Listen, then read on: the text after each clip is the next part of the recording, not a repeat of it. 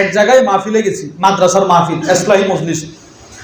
ওখানে যাওয়ার পর এশারের নামাজের আজান হচ্ছে, ঠিক এমন সময় মাদ্রাসার মুহতামিম সাহেব হুজুর একজন অটো চালক, অটো রিক্সা চালা, অটো, ওনারে নিয়ে আসছে আমার কাছে। আয়সা বলে, হুজুর এই অটো চালক, এই সে যুবক মানুষ, সে তার এই কয়েক বছরের ভিতরে কখনো তাকবীর ওরা ছাড়ে নাই। বলেন লোকটা কি চালক? রিক্সা চালা, রিক্সা। হুজুর এ কখনো জামাত ছাড়ে না। হুজুর তারকে আরো আশ্চর্যের কথা শুনবেন। কি কথা? হুজুর আজান দিলে রিক্সায় যে প্যাসেঞ্জার থাকে সে সুন্দর করে রিক্সাটা বন্ধ করে বলে, যতটুকু আসছেন আমাকে ভাড়া দিতে হবে না, আপনারা অনুগ্রহ করে নেমে পড়ুন, আজান হয়ে গেছে, আমি এখন মসজিদে চলে যাব। আল্লাহর এই বান্দা, এমন বান্দা পৃথিবীতে আছে না নাই? তো আমি আমার হওয়ার দরকার আছে না নাই বলেন? আমি গতকালকেও জুমার নামাজে বলছি, ইন্না দুনিয়া মালউন, গোটা পৃথিবী, রাসূল বলেন, তিরমিজির বর্ণনা, গোটা পৃথিবী অভিশপ্ত। বলেন নাউজুবিল্লাহ। মালউনাতুম মা ফিহা, পৃথিবীতে যা যা আছে সবগুলো অভিশপ্ত। আমার ব্যবসা অভিশপ্ত, আমার কৃষি জমি অভিশপ্ত, আমার চাকরি অভিশপ্ত, তবে ইল্লা যিকরাল্লাহ, ওই ব্যবসা যদি জিকিরের সাথে হয়, ওই জমিন যদি জিকিরের সাথে হয়, ওই চাকরি যদি জিকিরের সাথে হয়, জিকিরের এক নম্বর অর্থ হলো নামাজ। নামাজ পড়ে ব্যবসা, নামাজ পড়ে জমি, নামাজ পড়ে চাকরি, নামাজ পড়ে গাড়ি, তাহলে ওই ব্যবসাটা অভিশপ্ত না, এটা আমাকে জান্নাতে নিয়ে যাবে। এই দুনিয়া থাকবো আর কদিন? আমার শায়েখ দামাত বারাকাতুহুম আল্লামা মুফতি মুশতাকুন নবী কাসিম হাফিজাহুল্লাহ এই আশারে পুরো হুজুর বয়ান করেন। হুজুর ওই দিন এক মাহফিলে বলতেছেন, আমরা ছিলাম জান্নাতে। বলেন আমরা কোথায় ছিলাম? এখন আছি কোথায়? আবার যেতে হবে কোথায়? জান্নাতে। তো বাসের নিচে পিছনে লেখা থাকে সিলেট টু ঢাকা, ঢাকা টু সিলেট। কি লেখা থাকে? Sylhet to Dhaka, Dhaka to Sylhet, Sunamganj to Dhaka, Dhaka to Sunamganj. এই যে বাসের পিছনে লেখা থাকে, হুজুর বলেন বাসের জায়গা, মূল জায়গা যেখানে, সেটা আগে লেখা থাকে, এরপরে সে কোথায় যাচ্ছে ওইটা লেখা থাকে, আবার মূল গন্তব্যস্থল লেখা থাকে। আমরা ছিলাম জান্নাতে, তো জান্নাত, আসছি দুনিয়াতে, টু দুনিয়া, আবার যাবো জান্নাতে, টু জান্নাত। তাহলে দুনিয়ার হায়াতটা কেন? আমাকে জান্নাত বানানোর জন্য। বলেন কি বানানোর জন্য? জান্নাত, জান্নাত বানানোর জন্য। শুধুই মাত্র রব দুনিয়া দিয়েছেন জান্নাত বানানোর জন্য। গোটা দুনিয়া আর দুনিয়ার মধ্যে যা আছে সবগুলোর মোকাবেলায় ফজরের 2 রাকাত সুন্নতের দাম কোটি কোটি গুণ বেশি। ছোট্ট একটা কিতাব আছে লাযযাতুস সালাহ, এটা আমার কাছে আছে। ওই কিতাবের মধ্যে আছে হযরত আসওয়াদ ইবনে সালেম, তিনি বলেন রাকাতাইন উসাল্লিহিমা, 2 রাকাত নামাজ যেটা আমি পড়তে পারি, 2 রাকাত নামাজ। বলেন কত রাকাত? 2 রাকাত নামাজ যেটা আমি পড়তে জানি, এই 2 রাকাত নামাজ আমি পড়তে পারা, আহাব্বু ইলাইয়া মিনাল জান্নাহ, জান্নাতের চাইতে আমার কাছে প্রিয়। সুবহানাল্লাহ বলেন। কেউ একজন প্রশ্ন করলো, হাদা খাতাউন, এই বেটা এটা ভুল বলছো তুমি, নামাজ আবার জান্নাতের চাইতে প্রিয় হয় কেমনে? তো তিনি বলেন, শোনো, জান্নাত রিদা নফসি, জান্নাত রব দিবেন আমাকে আমার সন্তুষ্টির জন্য, আর 2 রাকাত নামাজ আমার রবের সন্তুষ্টি। বলেন জান্নাত কার সন্তুষ্টি? জান্নাত আপনাকে আল্লাহ কেন দিবে? তুমি অনেক কষ্ট করছো, আমার ইবাদত করছো, আমারে সন্তুষ্ট করছো দুনিয়াতে, যাও আমি জান্নাতটা তোমাকে দিয়ে দিলাম। তাহলে জান্নাত দিবেন আমাকে খুশি করার জন্য, আর দুনিয়াতে আমি নামাজ পড়লে কে খুশি হয়? আল্লাহ। তিনি বলেন, শোনো, জান্নাত তো দিবেন রব আমাকে সন্তুষ্ট করার জন্য, আর আমি তো জান্নাত চাই না, আমি চাই 2 রাকাত নামাজ যেটা পড়লে আমার রব সন্তুষ্ট হয়। আমি আমার সন্তুষ্টির চাইতে রবের সন্তুষ্টিরে প্রাধান্য দিয়েছি। সুবহানাল্লাহ বলেন। আর আমরা সেই নামাজটাই পড়ি না। ব্যবসায়ী ভাই, ভাই নামাজটা পড়েন। হুজুর একা মানুষ, এত মালামাল, সবগুলো দেখাশোনা কর, নামাজ পড়ার সুযোগ নেই। এমন সুযোগ নাই পড়নেওয়ালা জমিনের নিচে এখন আছে না নাই? আছে। পাকিস্তানের বড় একজন আলেম আছে, মাওলানা ইবাদুল্লাহ খান। হুজুর বলেন, আমার এলাকার মসজিদের থেকে এলান আসছে, একজন মারা গেছে, আসরের পরে তার জানাজা। তো আমি ভাবলাম আমার পরিচিত, তার জানাজার নামাজটা পড়বো। আশ্চর্য, আসরের সময় আমি গেছি জানাজা পড়তে, গিয়ে দেখি 2টা খাটিয়া, লাশ 2টা। লাশ কয়টা? তো ইনি এলান শুনছে কয়জনের? একজনের। এবার তিনি প্রশ্ন করেন, ভাই একজনের এলান তো শুনছি, তো দ্বিতীয় লাশটা কার? তো লোকেরা বলতেছে, হুজুর যিনি জোহরের সময় এলান করছিলেন, দ্বিতীয় লাশটা তার। এবার বলেন মৃত্যু আমাদের কতটা কাছে? বলেন খুব কাছে, খুব কাছে। সবচাইতে কাছে যদি কোনো জিনিস থেকে থাকে সেটা মৃত্যু, মওত। দেখছেন না গত কয়েকদিন আগে সোনাইমুড়ি এই বেগমগঞ্জ নোয়াখালীর একজন ওমান প্রবাসী, হ্যাঁ, একই ফ্যামিলির 7 জন মারা গেছে। বলেন তার কি পরিমাণ কষ্ট তার বুকে চাপা দিছে বলেন। একই তো 5-6 বছর পূর্বে প্রবাস থেকে আসছে, মেয়েটাকে দেখবে, বিবিকে দেখবে, আম্মা আব্বাকে দেখবে, এইরকম যারা খুব আত্মীয়, খুব নিকট আত্মীয়, এইরকম 7 জন মারা গেছে। কি পরিমাণ কষ্ট তার হয়েছে বলেন। এইরকম একজন ফ্যামিলির সবাই মারা গেলে যেই পরিমাণ কষ্ট, ওই পরিমাণ কোটি কোটি কষ্ট এক জায়গায় করলেও হাসরের ময়দানে এক নামাজ ছেড়ে দেওয়ার কষ্ট হচ্ছে বেশি হবে। বলেন আগে ব্যবসা না আগে নামাজ? সবাই বলেন আগে ব্যবসা না আগে নামাজ? আগে নামাজ, আগে নামাজ। রাসূল বলেন পৃথিবীর প্রতিটা মানুষের উচিত ছিল সে একটু কল্পনা করবে শুধু আমার এই কথাটা নিয়ে, রাকাতুল ফাজরি খায়রুম মিনাদ দুনিয়া ওয়া মা ফিহা। 2 রাকাত ফজরের 2 রাকাত, ফজরের 2 রাকাত। বলেন ফজরের কয় রাকাত? সে শুধু আমার উম্মত, চাই সে পুরুষ হোক চাই সে মহিলা হোক, তার উচিত ছিল সে যদি সত্যবাদী মুমিন হয়ে থাকে সেজন্য আমার এই কথাটা একটু কল্পনা করে। রাকাতুল ফাজরি খায়রুম মিনাদ দুনিয়া ওয়া মা ফিহা। আল্লামা মাহমুদ শাওমান আর রমালি তার বিখ্যাত কিতাব মুআতাবাতুন নফস, ওই কিতাবের মধ্যে নিয়ে আসছে তাদাব্বুরি কওলার রাসূল। হে পৃথিবীর নফস, হে প্রতিটা মানুষের নফস, একটু কল্পনা করো, একটু তুলনা করো। ব্যবসার 10,000 টাকা হারায় গেলে কি পরিমাণ কষ্ট হয়। এবার তোমার থেকে একদিনের ফজরের নামাজ চলে গেল, তুমি কি পরিমাণ ব্যথিত হইলা। বলেন আপনি বাড়িতে গেছেন, সকালে এসে দেখেন দোকানে চুরি হয়েছে। চুরি আল্লাহ রহমত করছে, বেশি চুরি হয় নাই, বেশি চুরি হয় নাই। 10,000 টাকা কেসে ছিল নগদ, শুধু 10,000 টাকা নিয়ে গেছে। এবার আপনার কষ্টটা কেমন বলেন, আমার কষ্টটা কেমন বলেন না? আছে না নাই? আছে। পকেটে একটা মানিব্যাগ ছিল, মানিব্যাগে 5,000 টাকা ছিল। এই চিকনাগোল বাজারে হঠাৎ করে মানিব্যাগটা পড়ে গেছে, বাসায় গিয়ে দেখেন মানিব্যাগটা নাই। এবার আপনি হতাশ কেমন বলেন না? আপনার বিবি শোনার পরে সে কি পরিমাণ হতাশ হবে, ছেলেটা কি পরিমাণ হতাশ হবে। তিনি বলেন 10,000 টাকা হারাইলে যদি তোমার এই পরিমাণ কষ্ট হয়, তুমি কি কখনো কল্পনা করেছো তোমার হায়াত থেকে কি পরিমাণ ফজর চলে গেল? তুমি কি কল্পনা করেছো তোমার হায়াত থেকে কি পরিমাণ জোহর চলে গেল, আসর চলে গেল? আর তুমি কি কখনো কোনো একটা ফজরের নামাজের জন্য ব্যতীত হয়েছো? বলেন আমরা হয়েছি? বলেন গতকালকেও খাবার খাইছি, আজকেও খাবার খাইছি, এর আগের দিনও খাবার খাইছি, আজকেও খাবার খাইছি, আজকেও ফজর পড়ি নাই, গতকালকেও ফজর পড়ি নাই। এমন ভাবে 10টা বছর ফজর পড়ি নাই। কোনদিন মনে একটা ধাক্কা লাগলো না আমি যে রবের দেওয়া নিয়ামত খায়া খায়া রবের ডাকে সাড়া দিলাম না, ফজরটা ছেড়ে দিলাম, আমি কি করলাম? আজও পর্যন্ত আমার মনে কোনো ব্যথা লাগছে বলে? রাসূল বলেন রাকাতুল ফাজরি খায়রুম মিনাদ দুনিয়া ওয়া মা ফিহা। ফজরের 2 রাকাত নামাজ, 2 রাকাত নামাজ। ফজরের 2 রাকাত নামাজ মানে ফজরের 2 রাকাত ফরজ না, 2 রাকাত সুন্নত। সুন্নত রাসূল বলেন ফজরের 2 রাকাত সুন্নত গোটা পৃথিবীতে যা আছে তার চাইতে শ্রেষ্ঠ। সুবহানাল্লাহ বলেন। এই হাদিসের ব্যাখ্যা করতে গিয়ে আল্লামা মুহাম্মদ ইবনে সালেহ আল উসাইমিন রাহিমাহুল্লাহ তার বিখ্যাত কিতাব আশ-শারহুল মুমতি' আলা যাদিল মুস্তাকনি' ওই কিতাবের মধ্যে লিখেছেন আদ-দুনিয়া মুনযু খুলিকাত ইলা কিয়ামিস সাআ।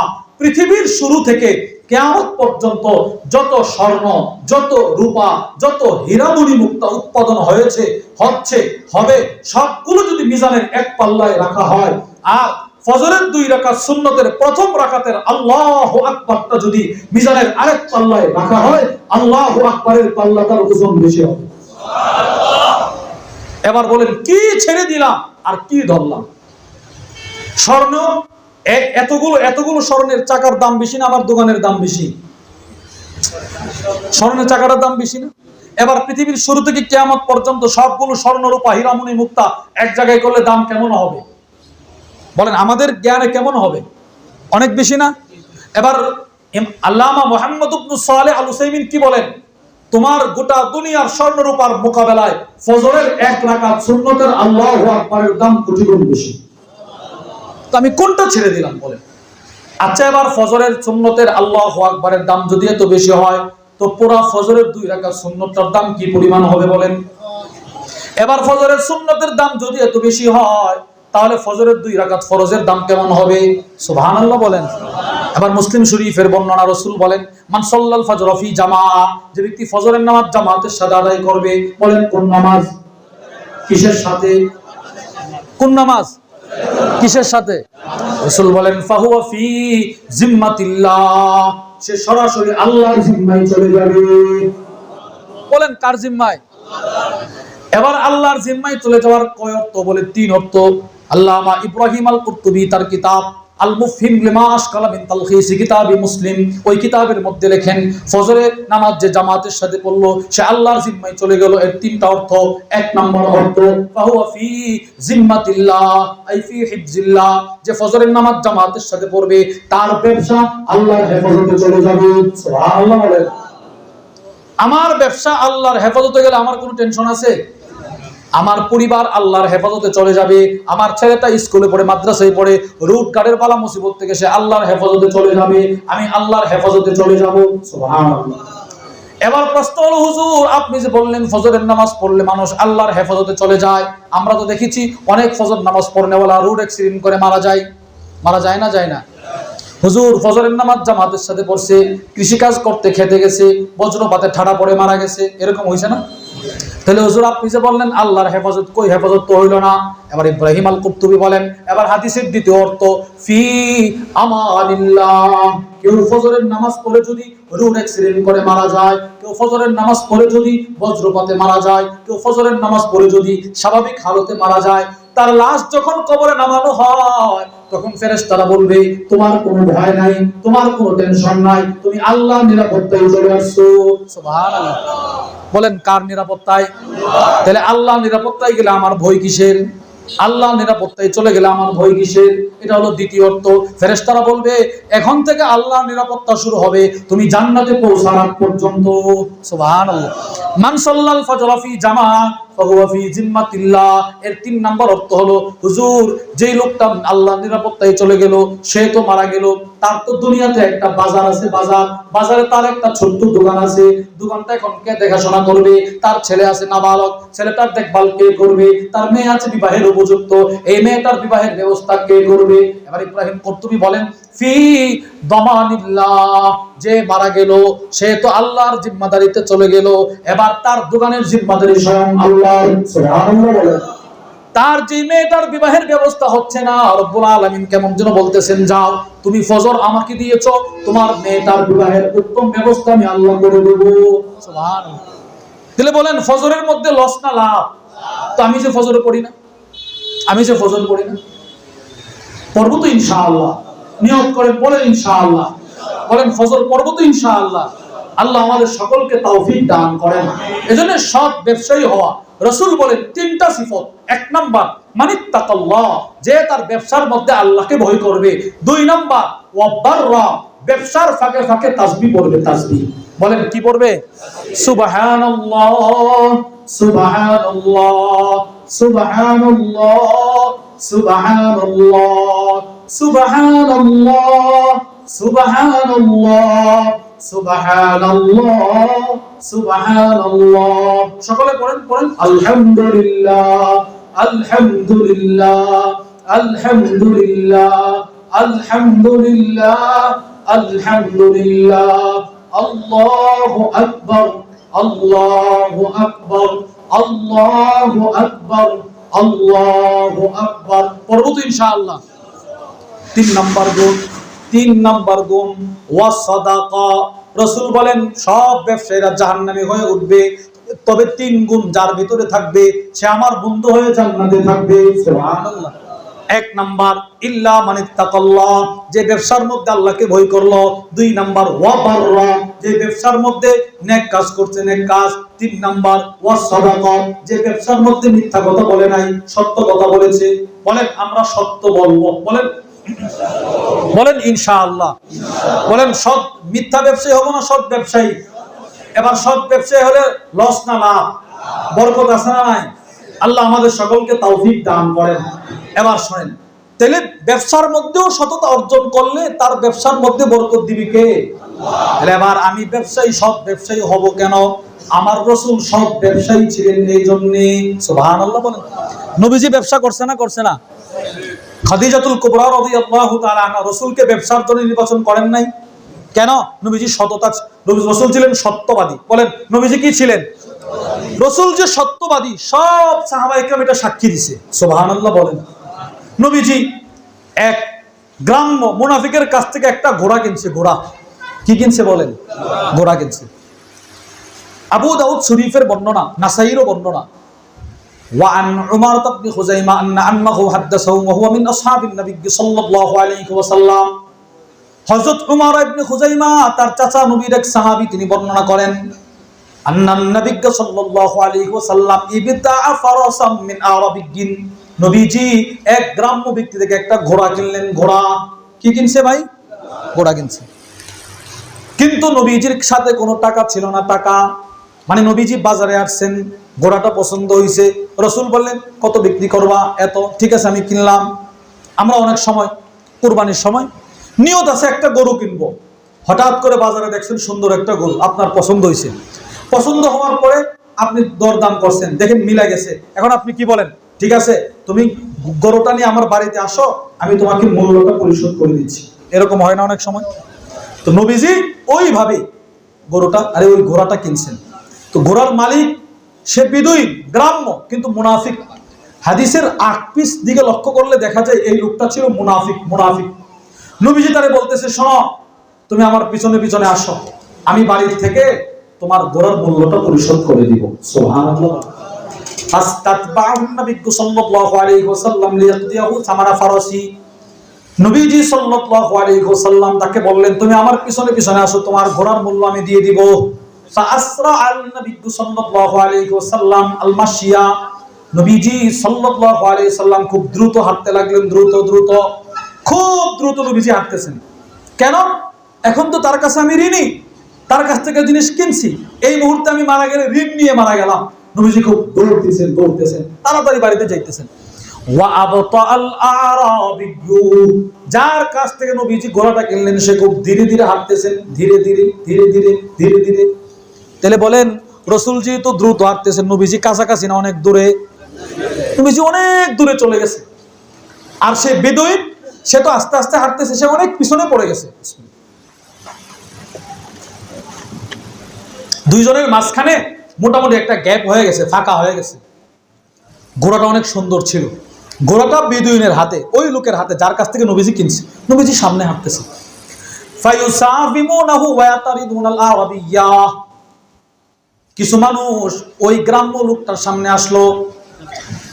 ওরিজালুন, কিছু মানুষ ওই গ্রাম্য লোকটার সামনে আসছে, এসে বলতেছেন এই মিয়া ফায়ুসাফিমুনাহু, ঘোড়াটা নিয়ে আবার দরদাম শুরু করে দিল।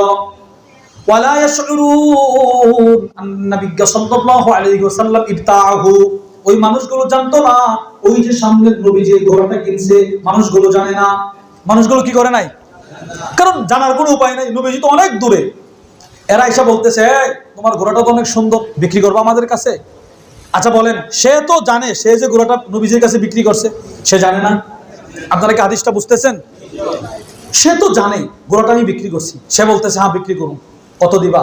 তো ওই মানুষগুলো একটা দাম বলছে, দামটা নবীজির দামের তুলনায় একটু বেশি বলছে, বেশি। সে রাজি হয়ে গেছে। নাউজুবিল্লাহ বলবেন না? বলেন তো এই ঘোড়া নবীজি কিনছে না কিনছে না? এখন তো তার জন্য জায়েজ হয়েছে আরেকজনের কাছে বিক্রি করা। এবার সে আল্লাহ রাসূলকে ডাক দিল। ফানাদান নবী সাল্লাল্লাহু আলাইহি ওয়াসাল্লাম। এবার ওই গ্রাম্য লোকটা নবীজিরে ডাক দিছে, এই মুহাম্মদ পড়েন সাল্লাল্লাহু আলাইহি ওয়াসাল্লাম, ইন কুনতা মুবতাআন হাদাল ফারাস ইল্লা বি'তুহু। এই নবী আপনি কি আমার ঘোড়াটা কিনবেন? না কিনলে কিন্তু ঘোড়াটা আমি এই মুহূর্তে বিক্রি করে দিব। নবীজি তো আশ্চর্য হয়ে গেলেন। ফাকামান নবী সাল্লাল্লাহু আলাইহি ওয়াসাল্লাম হিনা সামিআ নিদা আল আরাবিয়্যি। ওই গ্রাম্য লোকটার ডাকটা শোনার পর নবীজি তৎক্ষণাৎ দাঁড়ায় গেলেন। আল্লাহর রাসূল বলেন, আলাইসা কাদ ইয়াতাতুহু মিনকা। এই বেটা তুমি এটা কি বললা? আমি কি তোমার কাছ থেকে ঘোড়াটা কিনি নাই? কলা ওয়াল্লাহি মা বি'তুকা। না না, আমি তোমার কাছে বিক্রি করি নাই। জোরে বলেন নাউজুবিল্লাহ। সে নবীরা এখানে কি বানাইছে? মৃত্যু। কি বানাইছে বলেন? মৃত্যু। না, আমি আপনার কাছে বিক্রি করি নাই তো। আল্লাহর রাসূল বলেন, ওয়াল্লাহি বালা, অবশ্যই তোর কাছ থেকে আমি কিনছি, আল্লাহর কসম তুমি আমার কাছে বিক্রি করছো। গ্রাম্য লোক বলে, না আপনার কাছে বিক্রি করে নাই। রসুল বলেন তুমি আমার কাছে বিক্রি করেছো। এবার গ্রাম্য লোকটা টাকার লোভে পইরা আল্লাহ রসুলকে ফাঁদে পালাইতে চাইছে, ষড়যন্ত্র করে বলেন, হালুম্মা শাহিদা, আপনি যে আমার কাছ থেকে ঘোড়াটা কিনছেন আপনার কোনো সাক্ষী আছে? নবীজির কোনো সাক্ষী ছিল না। নবীজি কারোর সাক্ষীও রাখে নাই যে তার কাছ থেকে নবী তো জানতেন না সে যে এইগুলো করবে। আল্লাহর রসুল দাঁড়ায় রইলেন, নবীরে বলতেছে আপনার কাছে কোনো সাক্ষী আছে কি? আল্লাহর রসুল দাঁড়ায় রইলেন। হযরত খুযাইমা ইবনে সাবিত রাদিয়াল্লাহু তাআলা আনহু একটা দৌড় দিয়ে এসে বলেন, ওয়াল্লাহ, আল্লাহর কসম, আশহাদ আন্নাকা কদ বায়াতাহু, এই বেদুইন, আমি খুযাইমা সাক্ষী দিচ্ছি আল্লাহর কসম তুই নবীর কাছে ঘোড়াটা বিক্রি করেছো। সুবহানাল্লাহ বলে, আমি সাক্ষী দিচ্ছি তুমি বিক্রি করছো নবীর কাছে। বাটপারি করো কেন? এখন নবীরে বলতে সাক্ষী আনতে, আমি সাক্ষী দিছি। নবীজি তো আশ্চর্য হয়ে গেলেন। এবার বেদুইন বলে, সাক্ষী যেহেতু পাইছেন যান ঘোড়া দিয়ে দিলাম। এবার নবীজি আশ্চর্য হয়ে খুযাইমা ইবনে সাবিতের কাছে গেছে, গিয়ে বলে, খুযাইমা, ফাকবালান নবী সাল্লাল্লাহু আলাইহি ওয়াসাল্লাম আলা খুযাইমা, আল্লাহর রাসূল খুযাইমার কাছে গিয়ে বলে, খুযাইমা বিমা তাশহাদ, তুমি কেমনে সাক্ষী দিলা? তুমি তো ঘোড়া বেচা কেনার সময় ছিলে না, তুমি সাক্ষী কেমনে দিলা? হযরত খুযাইমা বলে, ইয়া রাসূলুল্লাহ, বিতাসদীকিকা, 63 বছরের জিন্দেগিতে কখনো মিথ্যা কথা বলেন নাই, আজকেও মিথ্যা কথা বলবেন না, এটার উপর ভিত্তি করে আমি সাক্ষী দিয়ে দিলাম। সুবহানাল্লাহ, আপনি 63 বছরের জিন্দেগিতে কখনো মিথ্যা বলেন নাই, আপনি কেন আজকে মিথ্যা বলবেন? এটার উপর ভিত্তি করে আমি সাক্ষী দিলাম। সুবহানাল্লাহ বলেন। বিতাসদীকিকা, শুধুই মাত্র এই শব্দটার ব্যাখ্যা করেছেন আল্লামা মুহাম্মদ আলী ইবনে আদম আল ইসইউবি তার বিখ্যাত নাসাই শরীফের সরা আয-যাখিরাতুল উকবা ফি শারহিল মুজতাবা, 41 খণ্ডের কিতাব, এত বড় কিতাব যাখিরাতুল উকবা ফি শারহিল মুজতাবা, ওই কিতাবের মধ্যে নিয়ে আসছে হযরত খুযাইমা বলে, হালুর রাসূল আদামুল কাযিব, পৃথিবীর প্রত্যেক নবীর অবস্থা হলো নবীরা কখনো মিথ্যা বলে না। বলেন সুবহানাল্লাহ, জোরে বলেন, জোরে বলেন। নবীরা কখনো কি বলে না? মাওসুআতুন নাদরাতিন নাঈম ফি মাকারিম আখলাকির রাসূলিল কারীম, আমার নবীজি পুরো জীবন চরিত্র এক কিতাবের মধ্যে অভিনব পন্থায় নিয়ে আসছে।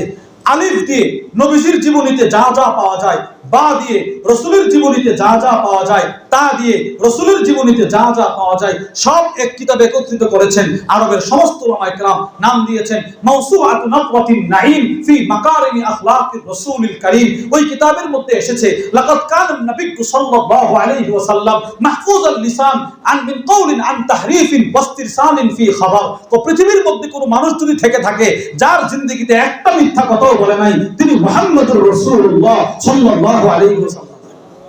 আমাদের নবী কখনো কি বলে নাই? বলেন, আমার রাসূল কখনো কি বলে নাই?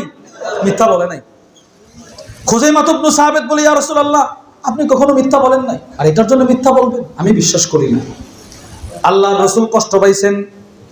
নবীজি আবার ওই গ্রাম্য লোকটাকে বললেন, বেটা, একটা ঘোড়াই তো তোর কাছ থেকে কিনছিলাম, আরে একটা ঘোড়াই তো কিনছিলাম, ঘোড়াটা কেনার কারণে তুই এতগুলো মানুষের সামনে আমাকে মিথ্যুক বানাইতে চাইছিলি।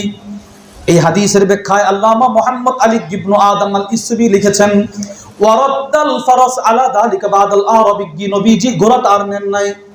আল্লাহর রাসূল ঘোড়াটা ওই মুনাফিকরে দিয়ে বলতেছেন, যা তোর ঘোড়া আমি আর ক্রয় করলাম না। এটাকে এখানেই ঘটনা শেষ নয়। আল্লামা ইসবি বলেন, এই ঘোড়াটা ওই মালিককে দিয়ে দেওয়ার পর ফামাতা ইনদাহু মিন লাইলাতি, ওই ঘোড়াটা ওই রাত্রিতেই মালিকের বাড়িতে মারা গেছে। বলেন, ঘোড়াটা কি হইছে? কেন মারা গেল? কেমন যেন ঘোড়াটা বলল, এই মুনাফিক, চলে গেছিলাম নবীজির মালিকানায়, তুই আমারে ঢুকতে দেশ নাই, যা, তুই যেহেতু রাসূলের বাড়িতে আমারে যাইতে দেশ না, আমি তোর বাড়িতেও থাকবো না, যা, থাকবো না তোর বাড়িতে। সমস্ত কায়নাতের সর্বশ্রেষ্ঠ নবীজির মালিকানায় আমি চলে গেছিলাম, কিনে ফেলছিল, তুই আমারে ঢুকতে দেশ নাই, আমি তোর কাছেও থাকবো না। এই ঘোড়াটা মারা গেছে। তাহলে হাদিসে আমরা কি পাইলাম? নবীজি সত্যবাদী ছিলেন না ছিলেন না? রাসূল যে সত্যবাদী ছিলেন সাহাবারা সাক্ষী দিছে না দিছে না? বলেন, তাহলে আমাকেও কি হতে হবে? সত্যবাদী। বলেন, আমাকেও কি হতে হবে? খুযাইমা ইবনে সাবিত যেই মাত্র নবীজির সততার সাক্ষী দিলেন, নবীজি এতটা খুশি হইলেন, আল্লাহর রাসূল খুযাইমাকে ধরে বললেন, ও মদিনার মানুষ শোনো, আজকের পর থেকে আমার খুযাইমা যদি কোনো বিষয়ে সাক্ষী দেয়, দুইজন সাক্ষীর প্রয়োজন নাই, তার একজনের সাক্ষীটাই দুইজনের সমান। সুবহানাল্লাহ বলেন। কোনো বিষয় ফাইসালা হতে হলে দুইজন সাক্ষীর প্রয়োজন। কোনো বিষয় প্রমাণিত হতে হলে পুরুষ কয়জন সাক্ষী? মহিলা হলে 4 জন, 2 জন পুরুষের সাক্ষী দিতে হবে। কিন্তু রাসূল বলেন কোন বিষয়ে যদি শুধু খুজাইমা একা সাক্ষ্য দেয় আর কোনো সাক্ষী না পাওয়া যায়, খুজাইমার একটা সাক্ষী 2 জনের সমান হবে, কারণ সে আমার সততার সাক্ষী দিছে। সুবহানাল্লাহ বলেন। আচ্ছা, নবী যে কথাটা বললেন এটা কখন কাজে লাগছে জানেন? উম্মতের ক্লান্তি লগ্নে রাসূলের এই পুরস্কারটা এই উম্মতের জন্য উপকারে আসছে। সেটা কোন সময়? মিরকাতুল মাফাতি মিশকাতুল মাসাবির শরা মুল্লা আলী কারি রাহিমাহুল্লাহ লিখেন, আবু বকর সিদ্দিক রাদিয়াল্লাহু তাআলা আনহুর জামানায় কোরআন জমা করা শুরু হয়েছে। উমর ইবনুল খাত্তাব সিদ্দিক আকবরকে পরামর্শ দেন। তিনি কোরআন জমা করতে প্রথমে নারাজ ছিলেন। ইয়ারমুকের যুদ্ধে, ইয়ামামার যুদ্ধে অনেক হাফেজ সাহাবারা শহীদ হয়ে গেল। সিদ্দিক আকবর বললেন, হাই, এমন ভাবে যদি বেঈমান মুশরিকরা হাফেজদেরকে টার্গেট করে করে শহীদ করে ফেলে তো এক পর্যায়ে কোরআন তো দুনিয়া থেকে মিটে যাবে। ঠিক আছে, কোরআনের যার কাছে যতটা আয়াত আছে সবগুলো জমা করো। যায়েদ ইবনে সাবিতকে দায়িত্ব দেওয়া হলো, তুমি কোরআনগুলো জমা করবা। আউয়ালু মান জামাআল কোরআন আবু বকর সিদ্দিক। সর্বপ্রথম কোরআন সুবিন্যস্তের দায়িত্ব যিনি নিয়েছিলেন জমা করা, সিদ্দিক আকবর। এবার একটা বোর্ড বসছে, সকলে মিলে যায়েদ ইবনে সাবিতকে দায়িত্ব দিছে, নবীজি তোমার প্রতি বিশ্বাস, তুমি বিশ্বস্ত ছিলে নবীজির কাছে, আমাদের কাছে তুমি বিশ্বাসযোগ্য মানুষ, তুমি আয়াতের মধ্যে হেরফের করবা না, তুমি কোরআনটা লিখবা। তবে হ্যাঁ, সমস্ত সাহাবারা যার কাছে যতটা কোরআনের আয়াত আছে আইনা জমা দিবে। জমা দেওয়ার সাথে সাথে 2 জন সাক্ষী উপস্থাপন করতে হবে। তাকে বলতে হবে, আমি এই আয়াতটা শুনছি নবীজির কাছ থেকে, এই 2 জন সাক্ষী, এরা দেখছে আমি যে শুনছি, এরাও শুনছে।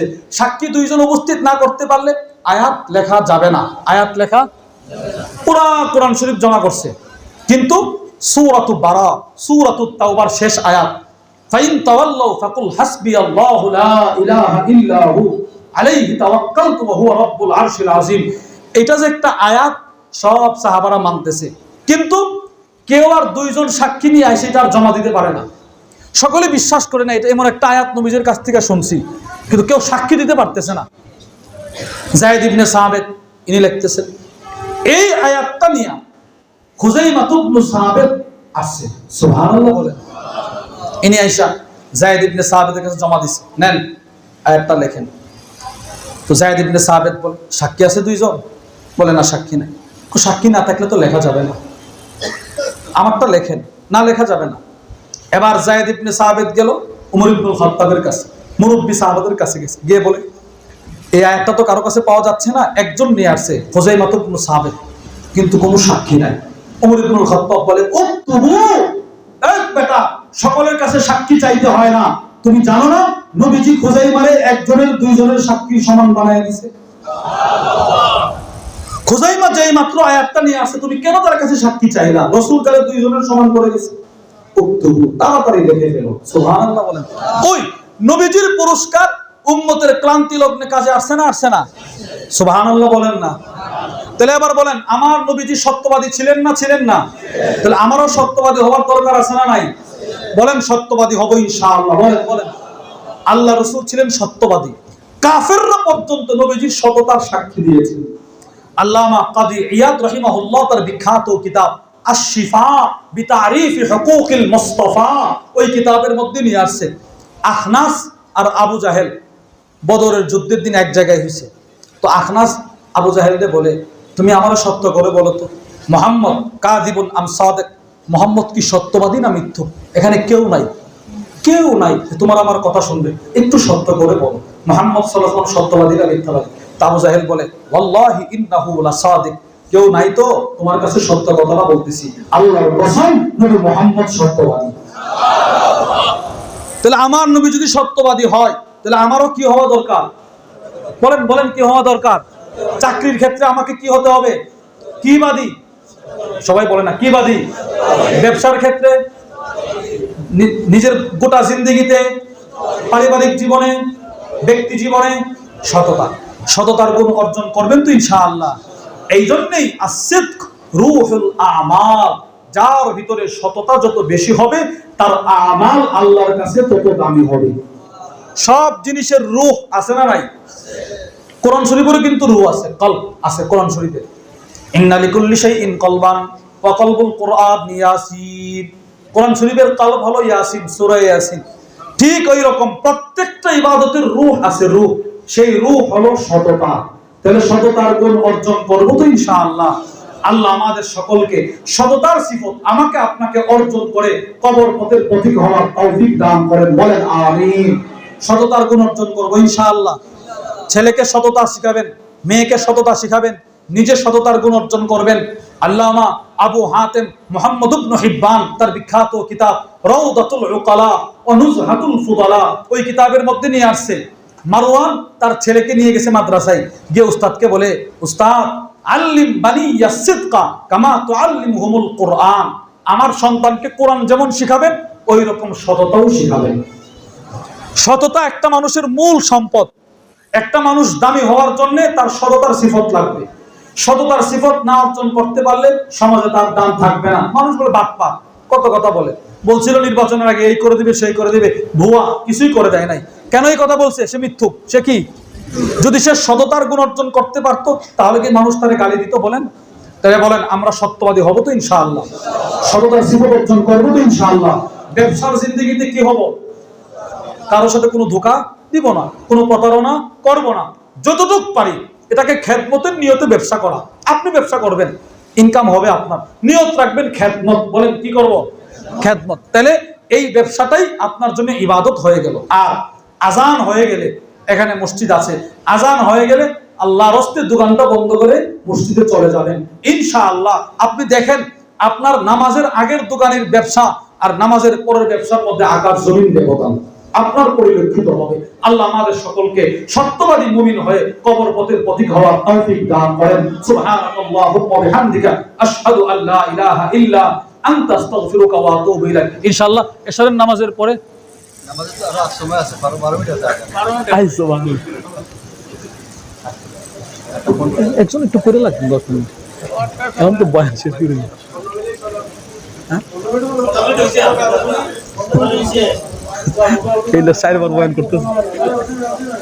তাহলে একটু বসেন, একটু বসেন। আজানের আর কয়েক মিনিট, 10 পর্যন্ত একটু আলোচনা চলুক, 10 পর্যন্ত। জি একটু বসেন। আল্লাহ তাআলা নিজে সাক্ষী দিয়েছেন আমার নবী সত্যবাদী। বলেন আল্লাহ তাআলা সাক্ষী দিয়েছেন নবীজি কি? সত্যবাদী। আল্লাহ কোরআনের মধ্যে বলেন ওয়ামা ইয়ানতিকু আনিল হাওয়া, তিনি কখনো নিজের মন মতো কোনো কথা বলে নাই। সুবহানাল্লাহ বলেন। কে বলছেন? কে কখনো মন মতো কথা বলে নাই? নবীজি। বলেন কে? নবীজি। রাসূলও বলছেন, নবীজি নিজে বলছেন, শোনো আমার মুখ থেকে যাই বের হয় সব সত্য। সুবহানাল্লাহ বলেন। নবীজির মুখ থেকে যখন যা বের হয় সেটা কি থাকে? সত্য। আবু দাউদ শরীফের বর্ণনা, ওয়া আন আব্দুল্লাহ ইবনে আমর ইবনে আস রাদিয়াল্লাহু তাআলা আনহুমা قال كنت اكتب كل شيء اسمعه من رسول الله صلى الله عليه وسلم। আব্দুল্লাহ ইবনে আমর ইবনে আস বলেন, আমি নবীজির কাছ থেকে যখন যা শুনতাম সব লিখে ফেলতাম। সুবহানাল্লাহ বলেন না। আমি নবীজির কাছ থেকে যখন যা শুনতাম সব কি করতাম? লিখে ফেলতাম। ফানাহাতনি কুরাইশ, কুরাইশ গোত্রের মানুষ আমাকে নিষেধ করছে। এরা বলে, এই বেটা তুই নবীজির কাছ থেকে যা শুনস তাই লেখস কেন? কেন? রাসূলুল্লাহ সাল্লাল্লাহু আলাইহি ওয়াসাল্লাম ইয়াতাকাল্লামু ফিল গাদাবি ওয়ার রিদা, তুমি জানো না নবীজি রাগের হালতেও কথা বলেন, নবীজি আনন্দ চিত্রেও কথা বলেন। তুমি তো মানুষ, রাসূল রাগের হালতেও কথা বলেন। নবীজি মানুষ, কিন্তু আমাদের মতো কি না? মানুষ না। আমার শায়েখ দামাত বারাকাতুহুম আল্লামা মুফতি মুশতাকুন নবী কাসিম হাফিজাল্লাহ হুজুর বলেন, আমরাও মানুষ, নবীজিও মানুষ। পার্থক্য হলো আল্লাহ আমাদেরকে বলছেন, এই দুনিয়ার মানুষ গুনাহের কাছেও যেও না, আর রাসূলের ক্ষেত্রে আল্লাহ গুনাহকে বলছে, এই গুনাহ আমার নবীর কাছেও যাস না। সুবহানাল্লাহ বলেন না। দেখেন আল্লাহর এই বান্দা কত সুন্দর একটা কথা বলছে। আমাদেরকে কি বলছে? গুনাহের কাছেও। বলেন আমাদেরকে কি বলছে? আর রাসূলের ক্ষেত্রে আল্লাহ গুনাহরে বলছে, এই গুনাহ সাবধান, আমার দোস্তের কাছেও যাবি না। তো আল্লাহর রাসূল কুরাইশ গোত্রের মানুষ, ওই যেই সাহাবী সব লেখে তারে বলতেছে, তুমি জানো না নবীজি রাগের হালতেও কথা বলে, আনন্দের হালতেও কথা, তুমি সব লেখো কেন? তিনি চিন্তা করলেন আসলেই তো, যা আর লিখতাম না। ফামসাকতু আনিল কিতাব, ইনি লেখা বন্ধ করে দিছে, এখন আর কিছুই লেখে না। ফাযাকারতু যালিকা লিরাসূলিল্লাহ সাল্লাল্লাহু আলাইহি ওয়াসাল্লাম, এবার তিনি বলেন কয়েকদিন পর আমি নবীজি সাল্লাল্লাহু আলাইহি সাল্লামের কাছে ঘটনাটা বর্ণনা করলাম। নবীজির কাছে গেছে, গিয়ে বলি, ইয়া রাসূলুল্লাহ, কি কুরাইশ গোত্রের মানুষ আমার নিষেধ করছে আপনার কথা না লিখতে। আপনি মানুষ, রাগের হালতে কথা বলেন, অনেক সময় আনন্দ চিত্রে কথা বলেন। আল্লাহ রসুল একটু কষ্ট পাইছেন। আল্লাহ রসুল বলেন, শোনো, উক্তুব উক্তুব, আমি যখন যা বলি তুমি তখন সেটা লিখবা। সুবহানাল্লাহ বলেন। কেন? ফাওয়াল্লাযী নাফসি বিয়াদি মা ইয়াখরুজু মিনহু ইল্লা হাক্কুন, আমার মুখ দিয়ে যখন যেটা বের হয় পুরোটাই সত্য কথা। আমি রাসূল জীবনে কখনো মিথ্যা কথা বলি না। আমি আনন্দ চিত্র সত্য কথা বলি, আমি রাগের হালতেও সত্য কথা বলি, আমি রসিকতা করেও সত্য কথা বলি। সুবহানাল্লাহ বলেন। নবীজি হেসে হেসেও কি বলতেন? আমরা কি হেসে হেসে সত্য কথা বলতে পারি? আমরা মিথ্যা কথা বলে বলে মানুষকে হাসাই। একদম টাটকা মিথ্যা কথা বলে বক্তাও মাহফিলে মিথ্যা কথা বলে। কেন? একটু হাসানোর জন্য। বলেন নাউজুবিল্লাহ। হাদিসে পাকে আসছে, কেউ যদি মানুষকে হাসানোর জন্য মিথ্যা বানায় বানায় বলে, সে যেন তার ঠিকানা জাহান্নাম করে দিল। এই ধরনের ওয়াজ আমাদের দেশে আসে না নাই? এই মানুষকে হাসানোর জন্য অযথা কথা বলে না ভাই, অযথা কথা না বলা, যেই কথাগুলো মানুষের উপকারে আসবে ওইগুলো বলার চেষ্টা করা। তো আল্লাহ রসুল বলেন, শোনো, আমি যদি রসিকতা করেও কিছু বলি ওইটাও সত্য বলি।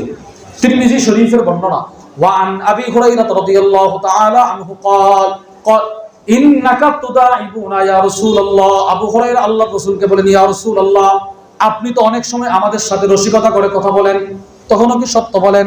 আল্লাহর রাসূল বলেন, ওয়াল্লাহি ইন্নী লা আকুলু ইল্লা হাক্কা। আবু হুরায়রা, আমি যখন যেই কথা বলি না কেন সেটা সত্য বলি। সুবহানাল্লাহ বলেন। এক মহিলা আসছে নবীজির দরবারে, নবীজি একটু রসিকতা করছে, তখনও মিথ্যা বলে নাই। হাসান ইবনে আলী থেকে বর্ণিত। মহিলাটা আয়েশা নবীরে বলে, ইয়া রাসূলুল্লাহ উদউনি আইদখিলানি আল্লাহুল জান্নাহ, আপনি একটু আল্লাহর কাছে দোয়া করেন, আল্লাহ যেন আমি মহিলাটারে জান্নাত দেয়। আল্লাহ রাসূল কি বলে জানেন? ইন্নাল আজুজ লা ইয়াদখুলুহা, এই কোন বৃদ্ধা মহিলা জান্নাতে প্রবেশ করতে পারবে না। তিরমিজি শরীফের বর্ণনা, শামাইলে তিরমিজির বর্ণনা, কোন মহিলা জান্নাতে প্রবেশ করবে না। এই মহিলা কষ্ট পাইছে। ফাওয়াল্লাতিল আজুজ তাবকি, মহিলাটা কাঁদতে কাঁদতে নবীজির দরবার থেকে দৌড়ায় চলে যায়, হাওমা করে কান্না শুরু করে দিল। এবার আল্লাহর রাসূল সাহাবাদেরকে বললেন, আখবিরুহা আন্নাহা লা তাদখুলুহা ওয়া হিয়া আজুজ, এই মহিলাটা আসলে বুঝতে পারে নাই, তাকে তোমরা সুসংবাদ দিয়ে দাও, সে যদি নামাজ ঠিক রাখে, সে যদি ইবাদতগুলো করতে পারে, সে জান্নাতে প্রবেশ করবে না, তবে করবে চিরকুমারী হয়ে আল্লাহ তাকে জান্নাতে ঢোকাবেন। সুবহানাল্লাহ। বৃদ্ধ অবস্থায় সে ঢুকবে না। কেন? ফাইন্নাল্লাহ তাআলা ইয়াকুল, আল্লাহ তাআলা বললেন, ইন্না আনশাআনাহুন্না ইনশাআ ফাজআলনাহুন্না আবকারা, যেই মহিলা নামাজ ছাড়ে নাই, যেই মহিলা জিকির ছাড়ে নাই, যেই মহিলা পর্দা ছাড়ে নাই, যেই মহিলা তার জিন্দেগি পর্দার সাথে চলাফেরা করেছে, ওই মহিলাকে আমি আল্লাহ তাআলা চিরকুমারী বানায়া জান্নাতে ঢোকাবো। সুবহানাল্লাহ। তাহলে নবীজি কি এই মহিলার সাথে মিথ্যা বলছে না সত্য? সত্য বলছে। তাহলে আল্লাহর রাসূল সদা সর্বদা কি কথা বলতেন? বলেন, সত্য বলতেন। তাহলে আমরাও বলবো তো ইনশাআল্লাহ। বিশেষ করে আমাদের দেশের মানুষ এই ব্যবসার ক্ষেত্রে মিথ্যা কথাটা বলে। কমন একটা কথা কি বলে জানেন? হুজুর 3 টাকা আমার কিনা পড়ছে, এর কম দিলে হবে না। আসলে মূলত ওনার 3 টাকা কি পড়ে নাই, কিনা পড়ে নাই, কথার কথা বললাম আর কি, 3 টাকা কিনা পড়ে নাই। এখন আপনি যে 3 টাকা বললেন, 15 টাকা আপনি হারাম করে দিলেন। আপনি সর্বোচ্চটা বলতে পারেন, হুজুর আমার পুষবে না, দাম আরো লাগবে, এইটা আমি হবে না। কিন্তু এই যে অনেক সময় এটা ধোঁকা দেয়, এত টাকা দিয়ে কিনছি হুজুর, এত হলে বিক্রি করবো। যদি বাস্তবে এত টাকা করে কিনে থাকে তো ভিন্ন কথা, আর যদি বাস্তবেই এত টাকা করে না কিনে মানুষকে ধোঁকা দেওয়ার জন্য এই কথাটা বলে, তো তার এই পণ্যটাকে সে হারাম করে দিল। বলেন ব্যবসা হারাম না হালাল? তো আমি এখন একটা মিথ্যা বলে কি করে দিলাম? হারাম। এই জন্য ভাই সদা সর্বদা নিজের গোটা জিন্দগিতে সততার গুণ অর্জন করার চেষ্টা করা। বলেন ইনশাআল্লাহ। আল্লাহ আমাদের সকলকে যে কথাগুলো বললাম সেই কথাগুলোর উপর আমাকে আপনাকে সকলকে আমল করার তৌফিক দান করেন। অল্প সময়ের ভিতরে আজান হবে, আজানের পরে নামাজ হবে ইনশাআল্লাহ। নামাজের পরে আমাদের সকলের শ্রদ্ধেয় শায়েখ আল্লামা আরিফ বিল্লাহ আল্লামা মুফতি মুশতাকুন নবী কাসিম হাফিজাহুল্লাহ হুজুর আসবেন, হুজুর আলোচনা করবেন। আল্লাহ সকলকে তৌফিক দান করেন।